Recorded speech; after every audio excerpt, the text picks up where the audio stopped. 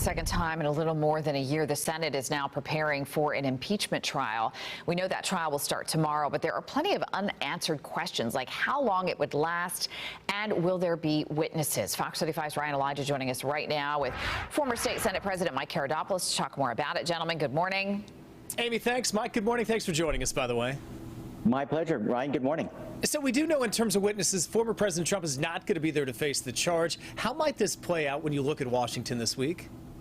Well, it's going to be another circus in Washington this week with the trial coming up, as Marco Rubio called it, stupid.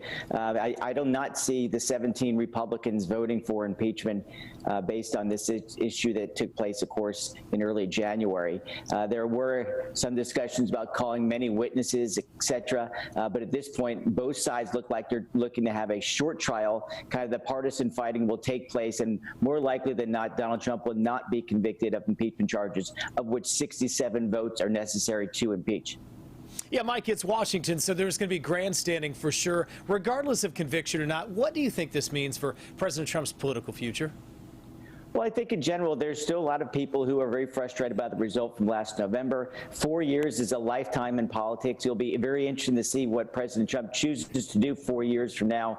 But it will be a very crowded race, whether it be Rick Scott, Ron DeSantis, Marco Rubio just here in Florida, Nikki Haley, you, et cetera. It's going to be a very challenging time, and it's a political lifetime away. I think what the main focus right now is what's going to happen with this coronavirus issue. There's a lot of talk about $1.9 trillion being spent, and was discussed earlier in your show today, $3,000 per child. It's a very massive package, and it'll be very interesting to see what direction the nation goes over the next few months. Yeah, in that objective, and certainly the impeachment's going to have an effect on state races all across the country. You look at the governor's race. How might this affect this race coming up rapidly next year? Because Governor DeSantis is tied very close to President Trump.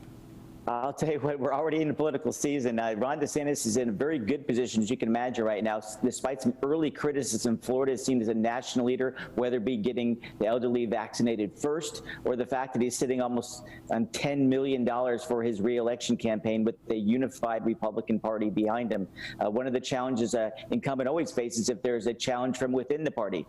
I do not anticipate that. But I think it'll be a very hotly contested Democratic gubernatorial primary, whether it be Val Demings, Stephanie Murphy, both from the Orlando area, maybe even the Commissioner of Agriculture getting involved. So it'll be a very challenging time. It'll depend a lot on where the economy is roughly 18 months from now to see how dramatic a challenge it will be to Ron DeSantis.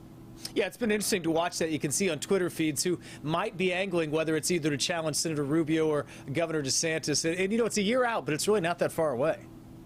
Yeah, wild enough, those elections get right around the corner. And as we know, with the divided Senate, a very closely divided House at this point, the Democrats dominate both. I think they are going to push through this $1.9 trillion spending package by using what's called budget reconciliation without Republican support. And so that will be the main feature of the election now, approximately, let's say, 20 months away.